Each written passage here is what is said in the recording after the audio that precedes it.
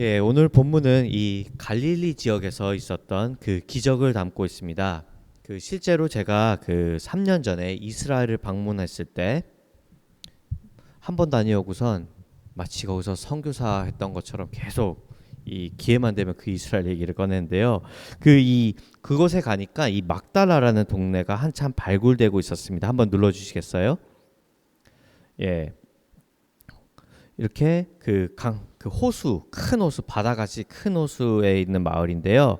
그 막달라 마리아가 이 동네 출신이라고 해서 이름을 막달라라고 이제 지은 듯하고요. 이제 여기에서 또 한번 눌러주시면 이렇게 회당도 발견되고 오늘날까지도 계속해서 발굴 중이라고 합니다. 실제로 사진에는 다 보여드리진 않았지만 회당의 흔적, 뭐 피시 마켓의 흔적, 그리고 정결의식을 하던 그 목욕탕의 흔적까지 아주 잘 남아 있습니다. 그리고 이제 여기가 또 한번 눌러주시면 이 오늘 본문에 나온 이 야이로와 혈루증이 앓던 여인이 여기서 고쳐진 거라고 해서 이렇게 벽화랑 기념관도 있습니다. 왼쪽의 그림이 잘 안 보이네요. 슬라이드 쇼가 어두워서. 그렇지만 왼쪽의 그림에는 이제 아이의 집에 찾아가신 예수님의 벽화가 있고 오른쪽은 이제 혈루증 여인이 예수님의 그 발소매라고 하나요? 그 밑에를 만진 그 그림이 있습니다. 물론 이건 어디까지나 그 학자들의 추정이지 확실한 것은 아닙니다. 그렇지만 대부분의 학자들이 동의하고 또 집중하는 것은 예수님이 과연 이 동네에 오셨을까란 그 고민이 아니라 도대체 몇 번을 왔다 가셨을까 하는 겁니다. 그러니까 100% 예수님이 이 막달라라는 동네에 오셨다는 것이죠. 그러니까 몇 번을 갔다 온 게 궁금한 거지 왔다 가셨다는 것은 질문도 아니라는 것입니다. 그래서 이제 한번 입체감 있게 이 갈릴리 마을을 보여드렸고요. 이제 다시 한번 본문을 살펴보자면 또 한번 눌러주시겠어요? 예수님은 이미 아마 다른 동네에서 사역을 하시다가 이 동네로 이제 오신 것으로 보여지고 사람들은 이런 예수님을 환영하고 여기 보면 다라고 돼 있죠. 다 기다렸던 것으로 기록이 됩니다. 그리고 그들이 이렇게 다 기다렸던 이유 중 하나는 바로 또 한번 눌러주시면 그 회당장 야이로의 딸이 죽어가고 있었기 때문이죠. 당시 이 회당장이란 말 그대로 이 회당의 모든 일을 관리하는 사람으로서 회당장은 누가 성경 봉독을 할지 누가 설교를 할지 이런 회당의 중요한 일을 관리하고 또 결정하는 사람이었습니다. 따라서 아까 보신 것처럼 이 회당이 이 마을 중심에 있고 이 회당에서 모든 중요한 거사를 치렀던 이 유대인 사회에서의 야이로는 아마도 그 동네에서 가장 유명하고 또 영향력 있는 사람 중 하나였을 것입니다. 그러니까 바꿔 말하면 야이로의 딸이 중병에 걸렸다는 것은 이 한 개인의 일을 뛰어넘어 그 마을 전체가 마음을 쓰고 주목하던 일이었다는 것이죠. 그러니까 오늘날로 치면 이 서로가 서로를 다 아는 이 드라마 보면 그런 장면이 요즘에 나오는데 한 작은 동네 시골에 살면은 마을 사람들이 전부 누가 누군지 알잖아요. 그러니까 아기 때 보았던 그 이장님의 딸이 죽을 병에 걸린다면 이 동네가 다 뒤집힌 상황이라고 그렇게 생각하셔도 될 것 같습니다.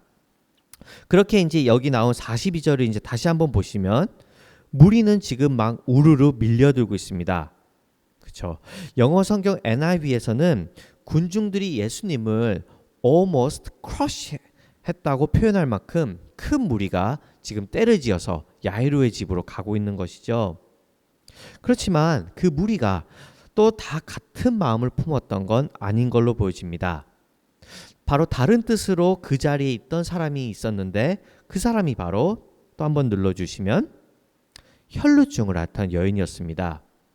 이 혈루증이란 불규칙하게 피를 흘리는 병으로서 이 몸이 아픈 것도 물론 문제였지만 더 큰 문제는 이 병이 또 한번 눌러주시면 이게 레위기 말씀인데요. 이 병이 바로 부정한 병이었다는 것입니다. 따라서 그녀는 그 유대인들이 드리는 예배 의식에 참여를 못할 뿐 아니라 그 누구하고도 접촉할 수 없는 마치 우리가 코비드가 처음 터졌을 때 우리가 그때 이제 코비드에 대한 올바른 지식이 없으니까 그때는 눈만 마주쳐도 서로 옮는다 생각했었거든요. 그래서 병원에서 사람이 죽어갈 때도 차마 병문안도 못할 정도로 심하게 격리를 하였죠. 그러니까 그녀는 그렇게 정상적인 사회생활을 하지 못한 채 12년을, 그러니까 아까 보신 것처럼 야이로의 딸이 12살인데 그 딸의 전 인생만큼 그녀는 지금 고통받고 있었던 것이죠. 실제로 같은 내용을 담은 이 마가복음서에서는요, 그녀가 이 병을 고치러 모든 재산까지 날렸다고 기록을 하고 있습니다. 그녀는 아무런 친구도 또 재산도 없는 그렇게 부정한 여인이라 낙인 찍힌 외톨이였던 것이죠. 그러기에 이 장면은 한편으로 보면 참 아이러닉하기도 합니다. 한쪽은 그러니까 그 아이는 지금 온 마을 사람들의 응원을 받고 있는 것이고 이 여인은 홀로 아무에게도 주목받지 못한 채 있는 것이죠. 이처럼 외톨이였던 그녀는 이제 그 상황에서 그녀가 할 수 있는 유일한 일을 합니다. 다시 한번 눌러주시겠어요? 예수의 뒤로 와서 그의 옷가에 손을 대니, 그것은 몰래 와 예수님의 옷을 만지는 것이었죠. 마을 사람들이 지금 다 아이를 구하러 가자고 하는데 부정한 그녀가 아니요, 잠깐만요. 우선 나도 좀 고쳐주세요. 라는 그 말을 차마 할 수 없었을 테니 말입니다. 그런 면에서 보면 그녀가 안 됐기도 하고 또 어떻게 보면 그래도 좀 염치가 없지 않나라는 생각이 들기도 합니다. 자기에게 닿기만 하면 그 수많은 사람들이, 무리가 많은데 그 여자가 있어서 많은 사람들의 몸을 닿을 텐데 그 수많은 사람들이 전부 다 부정해질 뿐 아니라 지금은 한시가 급한 응급 상황인데 그걸 굳이 이 타이밍에 예수님께 와서 만져야 하는 그런 생각 때문에 말이죠. 그러나 성경은, 특별히 마가복음은 이런 그녀의 행동이, 또 한번 눌러주시면, 이는 내가 그의 옷에만 손을 대어도 구원을 받으리라 생각함이러라. 어떤 이기적인 행동이라기보다는 정말 나을 수 있다는 그런 순수한 믿음에서부터 나온 것을 우리에게 알려주고 있습니다. 그러기에 실제로 그녀는, 또 한번 눌러주시면, 혈루증이 즉시 그쳤더라. 믿음대로 단번에 나음을 얻죠. 12년 동안 전 재산을 날리고 제대로 된 생활을 하지 못했던 그녀가 바로 이 순간 어떤 생각을, 어떤 감동을 받았을까요? 머릿속에 참 여러 가지 생각이 떠오르을 것 같아요. 이게 진짜인가? 한편으로 보면 벙쪘을 것 같기도 하고 그동안의 서러움도 생각났을 것 같고, 그러면서 이제 나도 뭔가 새로운 삶을 살 수 있을 거란 어떤 희망에 벅차오르기도 했겠죠. 그러나 그녀가 이 순간 차마 예상하지 못했던 일은, 또 한번 눌러주시면, 여기에 나온 것처럼 예수님이 가시던 길을 멈췄다는 것입니다. 아마도 그녀는 몰래 왔으니 그냥 몰래 가고 싶었을 것입니다.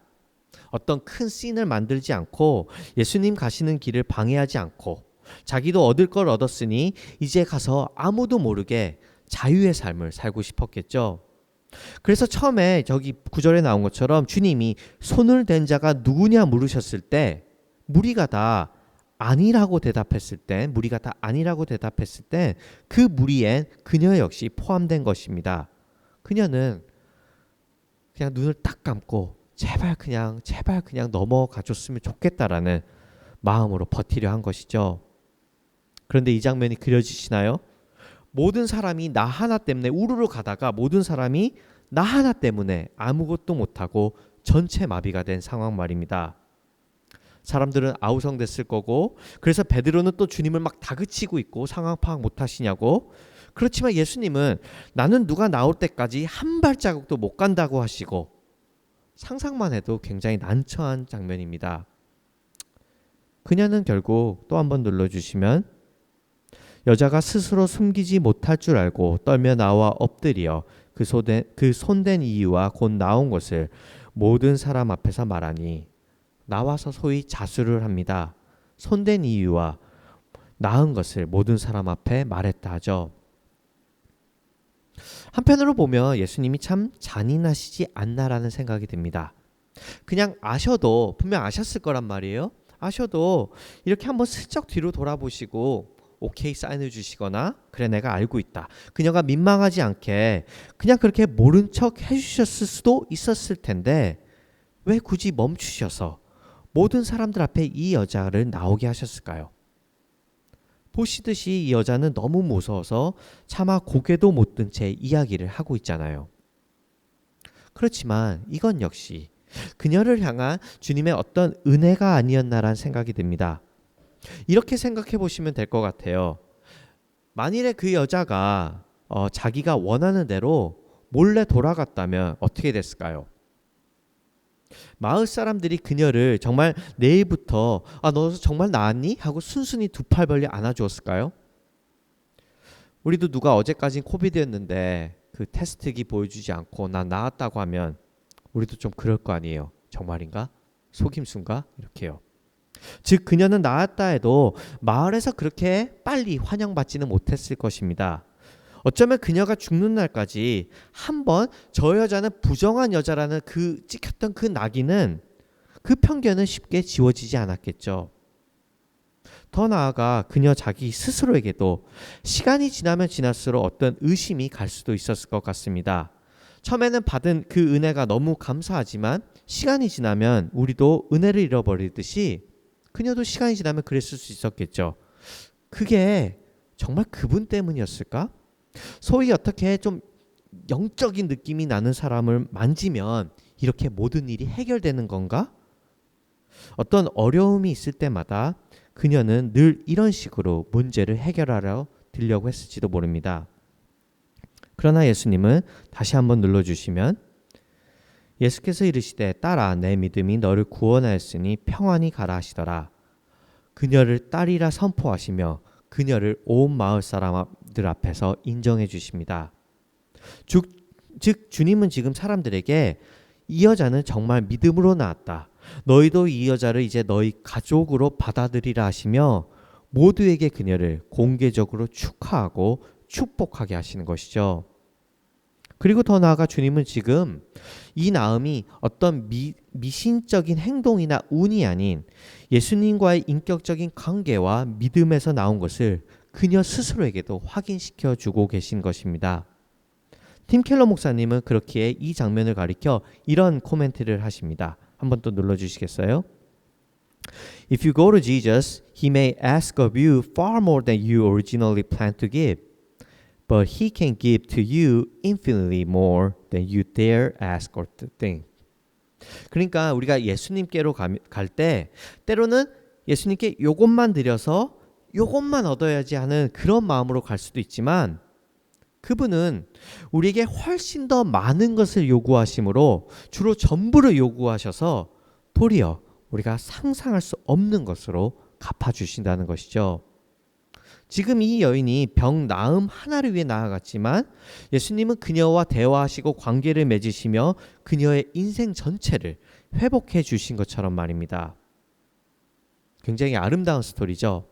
따라서 그녀가 용기를 내서 이렇게 사람들 앞에 자신의 그런 과거와 이런 모든 것을 고백했을 때 아마 많은 사람들은 아멘, 할렐루야 하면서 감동하지 않았을까라는 생각이 듭니다.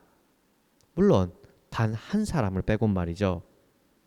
그녀의 감동스러운 그 간증의 한마디 한마디가 그렇게 늘어날 때마다 그걸 듣고 있던 야이로에게는 어떻게 들려왔을까요?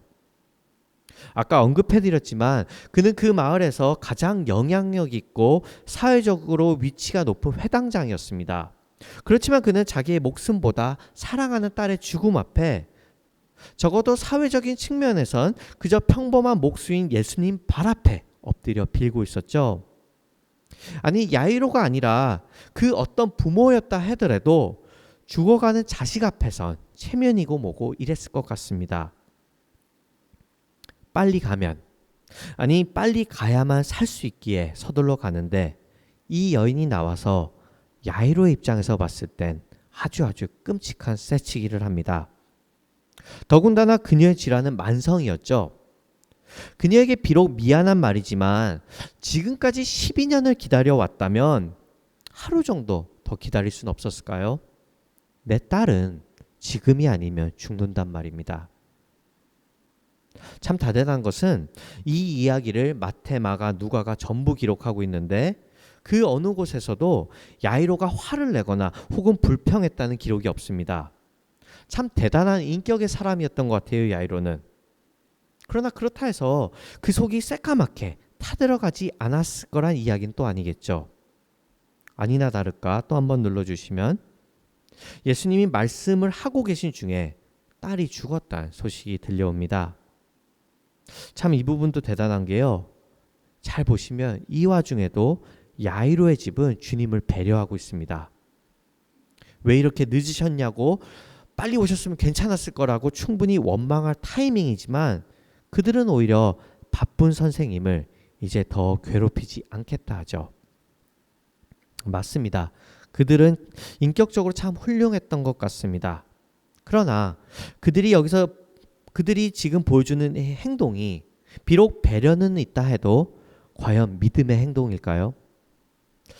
저는 바로 이 부분에서 참 저의 모습을 보는 듯하였습니다. 아마 성도님들도 각자의 고민과 간절히 기다리는 기도의 응답들이 있을 거란 생각이 듭니다.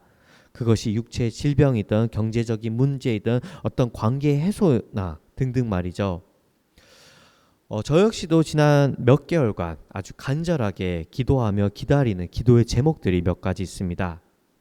참 재밌는 점이 처음에는 이 기도의 제목들을 두고 기도하고 기다렸을 땐 굉장히 초조하고 마음이 애가 탔습니다. 얼른 들어주셨으면 좋겠는데 이거 안 되면 정말 큰일 날 것 같은데 정말 일이 꼬여도 어떻게 이렇게 꼬일 수가 있으냐 할 만큼 일이 계속 꼬이는 것이었죠. 그런데 어느 날 제 마음이 비교적 편안해지는 겁니다. 불안한 마음도 사라지고 시간이 지나면 괜찮을 것 같기도 하고 제가 드디어 이 문제들을 하나님께 온전히 맡겨드린 것일까요? 하나님께서는 뜻이 있고 가장 좋은 길로 인도해 주실 거라 말이죠. 저도 처음에는요, 제가 그런 줄 알았습니다. 제가 마음에 평안이 그래서 온 줄 알았어요. 그런데 제 마음의 깊은 곳을 들여다보니 제 마음은 하나님께 이 일을 온전히 맡겨버린 어떤 믿음의 상태라기보다는 그냥 모든 것을 완전히 체념해버린 상태더라고요. 어차피 안 들어주실 것 같고 또 거절당하는 느낌도 싫고 하니 그냥 기대를 말자. 그냥 삶은 원래 이런 거지. 그냥 내가 알아서 해야겠네라는 이런 식으로 말입니다. 물론 저는 이 과정 가운데 하나님을 원망하진 않았습니다. 그건 저희가 욕하는 욕망이 아주 노골적인 그 기복주의 신앙인들이나 하는 아주 유치한 행동 아니겠습니까? 그들에 비해 저는 무언가 알 것 아는 그런 세련된 그리스도인이잖아요. 그렇죠. 그러니 그냥 뜻에 맡긴다는 그 우아한 핑계 뒤에 실제로는 그냥 포기해버린 것이죠. 여기 있던 야이로의 집 상태가 그랬던 것 같습니다. 그들이 비록 주님을 배려는 했지만 주님이 그 일을 끝까지 책임지실 거란 믿음은 없었던 거죠. 아무리 정중히 이야기한다 해도 그들이 결국 하고 싶었던 말은 당신은 이제 할 일이 없으니 돌아가시라는 것입니다. 비록 그들은 이렇게 포기했지만 또 한번 눌러주시면 예수께서 들으시고 가라사대 두려워 말고 믿기만 하라. 그리하면 딸이 구원을 얻으리라 하시고 주님은 포기하지 않으시고 그들에게 끝까지 믿음을 요구하십니다. 물론 그들이 그렇다고 그 말을 또 듣는 건 아니었죠. 또 한번 눌러주시면 보시듯이 그들은 이 아이가 죽은 것이 아니라 자는 것이라 하신 주님을 이제는 아예 대놓고 비웃기 시작합니다. 참 우리의 연약함이 이들의 모습 속에서 고스란히 비춰지지 않나요? 한때 이들은 주님이 이 죽을 병마저도 반드시 고쳐주실 거라 믿고 그렇게 다 기다리며 주님을 환영했던 무리들입니다. 심지어 바로 얼마 전에, 바로 몇 분 전엔 12년 동안 그 누구도 고치지 못했던 이 혈루증을 앓던 여인이 주님의 옷자락 하나 만짐을 통해 단번에 낫는 것을 그들의 눈으로 직접 목격했지요. 그런데 이제 그들은 체념을 뛰어넘어 고쳐주실 거란 그 말 자체를 비웃고 있습니다. 한때 주님을 크러쉬할 만큼 뜨거웠던 그들의 마음은 넘을 수 없을 것 같은 현실 앞에 너무나 차갑게, 너무나 급격히 냉소적으로 변한 것이죠. 우리들의 마음이 아무리 기다려도 응답되지 않는 기도의 제목과 무슨 짓을 해도 결코 변할 것 같지 않는 그 높은 현실 앞에서 종종 있는 일처럼 말입니다. 물론 우리가 잘 알듯이 이 이야기는 그들의 통곡과 냉소적인 비웃음으로 끝나지 않습니다. 다시 한번 눌러주시면 예수께서 아이의 손을 잡고 불러 가라사대 아이야 일어나라 하시니 그 영이 돌아와 아이가 곧 일어나거늘 예수께서 먹을 거를 주라 명하신대. 여기에서 나온 이 아이야 일어나라의 표현은 그러니까 오늘날로 치면 예수님이 애칭을 부르신 것입니다. 그러니까 영어로 하면 honey라고 할 수도 있고요. 한국말 표현으로 하면 뭐 우리가 우리 아이들한테 부르는 아가야, 이 똥강아지야 이렇게 될 수도 있겠네요. 주님의 아가야 일어나렴 하며 그 손잡아 주심에 그들의 그 냉소적인 마음이 어떤 환희로 바뀌었을지는 우리가 충분히 상상할 수 있지 않을까 합니다. 참으로 감격스러운 스토리지만 저는 이 설교를 두고 어떻게 이 설교를 마무리할지 꽤 많이 고민했던 것 같습니다. 물론 이렇게 말씀드렸을 수도 있었겠죠. 여러분들이 간절히 기도하시는 일들이 있으시다면 주님을 믿고 인내하다 보면 결국 주님께서 그 기도를 들어주실 거라 말입니다. 그리고 저도 진짜 그렇게 설교했으면 좋겠습니다. 여러분들이 남몰래 그 눈물로 드리는 그 기도의 제목 하나하나가 빠짐없이 다 이루어졌으면 저는 정말 좋겠습니다. 제 기도를 포함해서요. 그런데 그렇지 않잖아요. 그렇지 않아요. 이 아이처럼 죽었다 살아날 수도 있겠지만 우리는 우리 마음속 깊은 곳에서 알고 있습니다. 오늘날 사람은 죽었다 살 수 없다는 것을요. 마찬가지로 우리의 기도가 때로는 아무리 간절하고 그래서 아무리 그것을 위해 인내한다 하더라도 결국 우리가 원하는 대로 되지 않는 경우가 있을 수 있다는 것을, 아니 때로는 대부분 그렇다는 것을요. 그렇다면 이 말씀을 오늘 우리는 어떻게 받아들여야 할까요? 아무리 생각해도 저는 이 말씀의 그 포인트가 포기하지 않고 인내하면 원하는 모든 것이 결국 이루어진다에 있다 보지 않습니다. 보신 듯이 이 본문은 야이로가 인내했기 때문에 원하는 걸 얻었다라고 우리에게 알려주고 있지 않습니다. 오히려 그가 한 것이 있다면 그것은 포기하고 체념한 일이었죠. 도리어 우리에게 이 말씀은 때로는 우리가 겪는 그 인내의 순간이나 또 죽을 것 같이 그 힘든 순간들이 오히려 그리스도를 더 선명하게 보게 하는 그 순간이라 알려주는 듯합니다. 오해하지 마셔야 할 것은 저는 모든 고난이 좋은 것이라고 그거 축복인데 왜 이렇게 힘들어 하시냐고 말씀드리는 것은 절대 아닙니다. 저는 고난이 참 너무너무 싫고 최대한 피할 수 있으면 피하고 싶습니다. 그러나 오늘 보신 것처럼 혈루증을 앓던 그 여인은 나와서 모든 것을 이야기하라는 그 주님의 말씀이 처음엔 정말 죽을 것 같이 두렵고 떨렸지만 결국 그 고백을 통해 그녀는 그리스도를 더 인격적으로 만났고 야이로 역시 속이 타들어가는 그 인내하는 그 지옥 같은 시간을 통해 그가 상상할 수 없을 만큼 더 깊이 그리스도를 경험했습니다. 그녀는 용감해야 했고 그는 인내해야 했습니다. 둘 다 힘들었지만 그 시간들을 통해 그들은 기도의 제목을 뛰어넘어 계신 바로 살아계신 그리스도를 만났죠. 아니, 그리스도를 얻었다고 표현하면 너무 과격한 표현일까요? 그 그리스도는 부정한 여인이 자신을 만지도록, 그래서 자신의 능력이 나가서 그녀를 강하게 하신 주님이십니다. 그리고 그 그리스도는 훗날 자신이 그 죽음에 직접 뛰어드시고 부활하심으로 우리의 모든 죽음을 마치 자는 것 같이 만드신 주님이십니다. 그 주님이 계시기에 우리는 체념하지 않고 환난 중에 인내하며 그 끝나지 않을 것 같은 터널을 끝까지 버틸 수 있지 않을까 싶습니다. 그 주님의 아이야 일어나라 하신 말씀이, 그 잡아주신 따뜻한 손길이 우리의 혹시라도 차갑고 냉소해진 마음 가운데 다시 임하기를, 그 은혜가 오늘 여기 있는 우리 모두에게 충만하기를 주님의 이름으로 축원합니다.